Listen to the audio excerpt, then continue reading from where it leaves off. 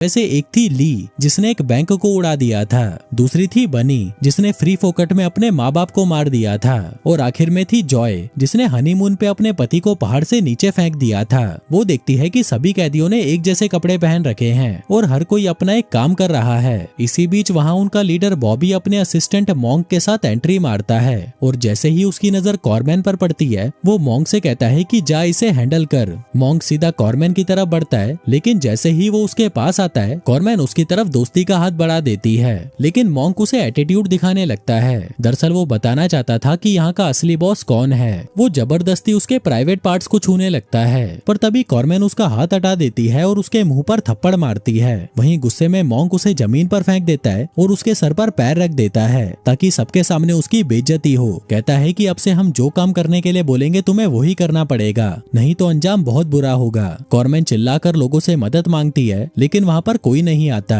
क्योंकि यहाँ के लोगों को सिर्फ अपने से मतलब था। फिर शाम होते ही तीनों औरतें चुपचाप अपनी झोपड़ी में घुस जाती हैं, लेकिन तभी वो देखती हैं कि कॉर्मैन उनके गद्दे पर आराम से सो रही थी। वो लड़कियां उसे उठाती हैं और कहती हैं कि आज रात को बिस्तर गर्म करने की बारी तुम्हारी है। कॉर्मैन पूछती है कि तुम लोग ऐसा क्यों कर रही हो। औरतें बताती हैं कि यहाँ पर उन्हें इसी कमरे में रखा जाता है ताकि मर्दों के पास हमेशा औरतें अवेलेबल रहें, क्योंकि साइलेंट पर और कोई औरतें नहीं हैं। अब ये सुनकर कॉर्मैन घबरा जाती है और जैसे ही वहाँ से भागने की कोशिश करती है तो कोई उसे जाने नहीं देता। वो औरतें कहती हैं कि हम यहाँ की सबसे कीमती चीज हैं, इसलिए हमें कहीं भी आजादी से जाने नहीं दिया जाता। अब ये सुनते ही कॉर्मैन गुस्सा हो जाती है, क्योंकि अब उसे समझ आ चुका था कि यहाँ का सिस्टम बहुत गंदा है और उसे इसे बदलना ही होगा। जिसके बाद वो सीधा बनी के पास जाकर उसके बाल खींच लेती है और उसे धमकाती है कि अगर तूने मुझे दोबारा छेड़ा तो मैं तुझे मार डालूंगी। वहीं ये सब देखकर दूसरी लड़कियां भी सोचती हैं कि ये तो बहुत खतरनाक लड़की है, इसलिए इससे बचकर रहना होगा। लेकिन फिर सुबह होते ही उसे भी दूसरों के साथ खेतों में उतार दिया जाता है। उसका काम था खेतों में बैल की जगह खुद जमीन जोतना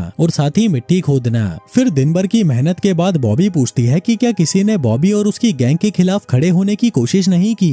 ली कहती है कि हाँ, कुछ लोग उससे भिड़ने गए थे, लेकिन बॉबी उन सबसे बेहतर था तो वो सभी मारे गए। इसी बीच जॉय पानी मांगती है, लेकिन तभी वर्कर्स का हेड उसके मुंह पर पानी थूक देता है। जॉय इस बेइज्जती को बर्दाश्त नहीं कर पाती और वहाँ से भाग जाती है। तभी एक कैदी ये देखकर उसे अपना पानी देता है, लेकिन तभी वर्कर्स का हेड गुस्सा हो जाता है और उस पर हमला कर देता है। वहीं दूसरा वाला भी चुप नहीं रहता और सीधा चाकू निकाल लेता है, जिसके बाद उन दोनों के बीच भयंकर लड़ाई होती है। लेकिन तभी बॉबी वहाँ पर आ जाता है और वो दोनों अलग हो जाते हैं। फिर अगले दिन औरतें नया स्टोर हाउस बनाने का काम करती हैं, पर ये काम करना उनके लिए बहुत मुश्किल था। तभी काम करते करते कॉर्मैन के हाथ पर चोट लग जाती है। डॉक्टर उसकी मदद करने लगता है तो गार्ड उसे भगा देता है, क्योंकि यहाँ पर किसी की मदद करना अलाउड नहीं था।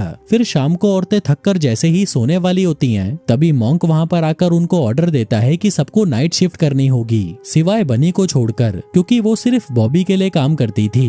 दरअसल यहाँ औरतों का सिर्फ एक ही काम था, दिन में खेत में मजदूरी करना और रात को बॉबी से अपने खेत में मजदूरी करवाना। फिर अगली सुबह सभी खाने के लिए लाइन में लगते हैं और लड़कियां सभी कैदियों को खाना दे रही होती हैं, लेकिन तभी वहाँ पर फिर से लड़ाई शुरू हो जाती है और एक कैदी उस लड़ाई में मारा जाता है, जिसके बाद बाकी कैदी उसकी बॉडी को उठाकर सीधा समुद्र में फेंक देते हैं और यही थी इसकी फ्यूनरल सेरेमनी। आगे कुछ कैदी और औरतें नदी के किनारे कपड़े धोने जाती हैं, लेकिन तभी उन पर हमला हो जाता है। वो भागे हुए कैदी उन पर टूट पड़ते हैं। दरअसल ये वही लोग हैं जो बॉबी के खिलाफ खड़े हुए थे, जिनमें ये थॉमस नाम का आदमी इनका लीडर था और ये था उसका साथी कॉर्नल। वो लोग कैदियों को मार गिराते हैं और उन लड़कियों को उठाकर अपने साथ ले जाते हैं। वहीं जब बॉबी को इसका पता चलता है तो वह गुस्से से पागल हो जाता है। वो मॉन्क को ऑर्डर देता है कि उन औरतों को ढूंढो और बाकियों को मार डालो। दूसरी तरफ कैंप में नए लोग आग के पास बैठकर जंगली सुअर को रोस्ट कर रहे थे और वहीं वो लड़कियां उन्हें अपने जिस्म की खूबसूरती से बहकाकर उनके साथ इंटीमेट होने की कोशिश कर रही थीं। लेकिन उनमें से एक आदमी जिसका नाम टेलर था, उसकी तरफ तो कोई ध्यान ही नहीं दे रहा था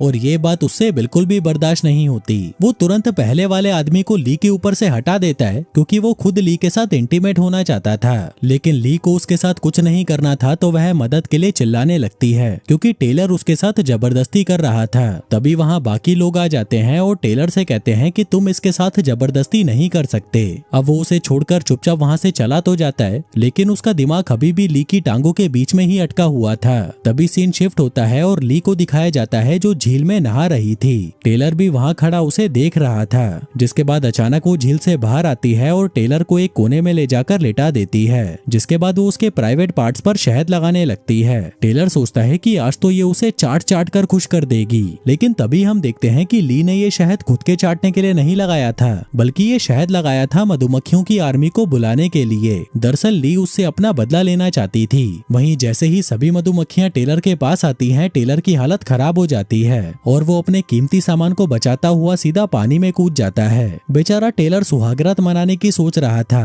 पर उसे क्या मिला? मधुमक्खियों की बारात। फिर अगली सुबह वो सभी लोग अपनी जगह बदलने निकलते हैं। दरअसल इन लोगों को हर सुबह नई नई जगहों पर शिफ्ट होना पड़ता था। वहीं औरतें तो थक जाती हैं और सोचती हैं कि क्या हम जिंदगी भर बस भागते ही रहेंगे। तभी झील के किनारे ली को सेलिट्रा मिलती है, जो देखकर उसके दिमाग में एक आइडिया आता है। दरअसल इसे ग्रे चौक के साथ मिलाया जाए तो